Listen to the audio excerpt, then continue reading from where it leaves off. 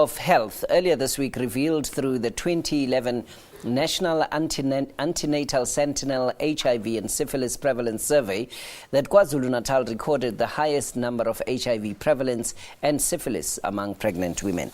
Minister Aaron Motsoaledi is here to talk to us about this and other details. Minister, good morning to you.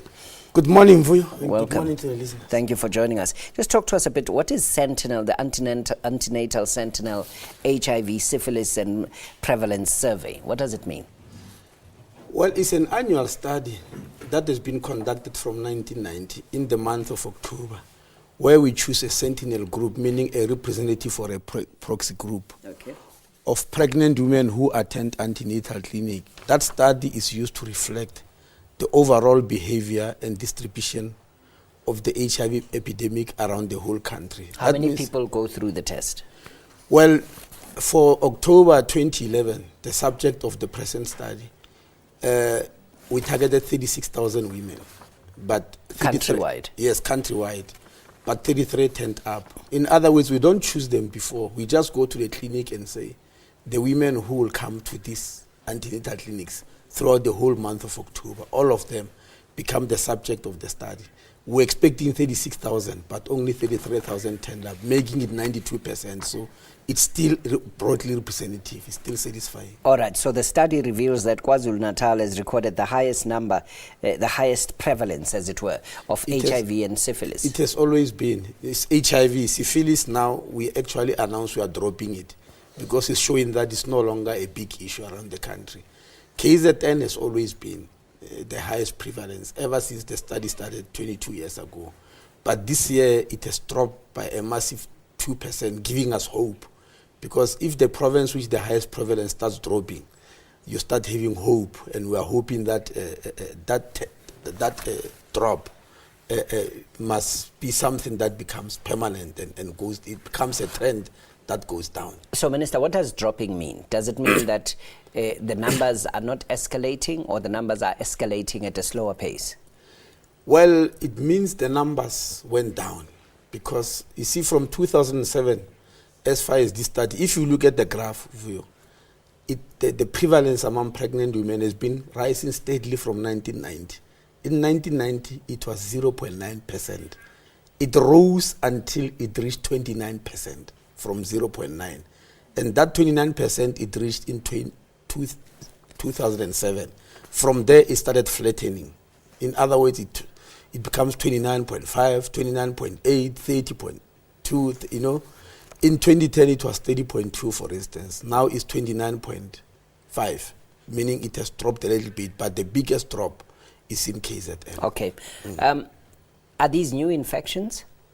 The study. Yes, on the study. Is both, because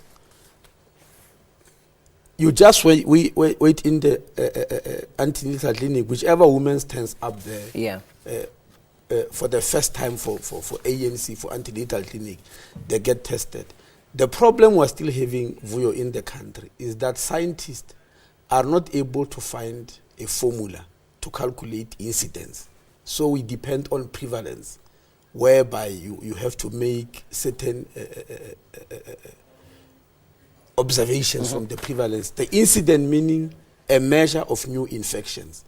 There is no formula. It has not yet been invented, a formula to do that. So we look at prevalence and start trying to make observations from the prevalence. And prevalence means the total number of people who are infected at that time. They might have been infected 10 years ago. But when you do the study, you pick them up that these people are infected. It doesn't matter in which period were they infected.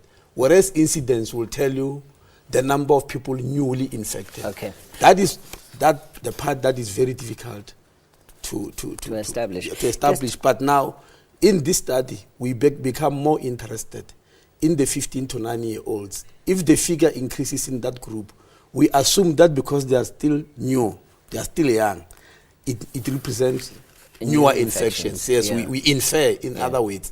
Whereas if it happens to older women who are already in the 35 upwards group, we know these are old infections. So what is the value of the study? Once you've done this, once you've extrapolated as you have, where does this study fit into your strategy and the work that you're doing? Because it is, as we said, is a sentinel.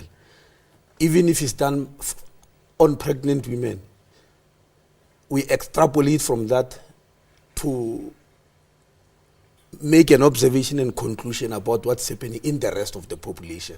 That means it's a reflection of what's happening in the rest of the population. And it's accurate because, for instance, I was giving an example about Khartsibanda district in Mpumalanga, which has increased tremendously, and Waterberg in Limpopo, which is showing the signs of going up.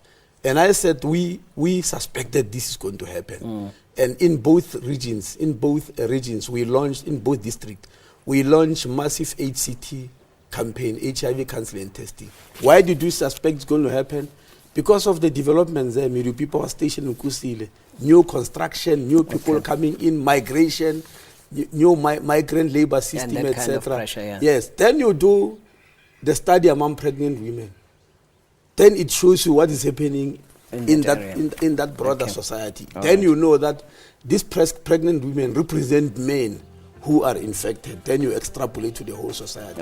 So it's the only reliable study, by the way, in the country that tells us how the virus is behaving.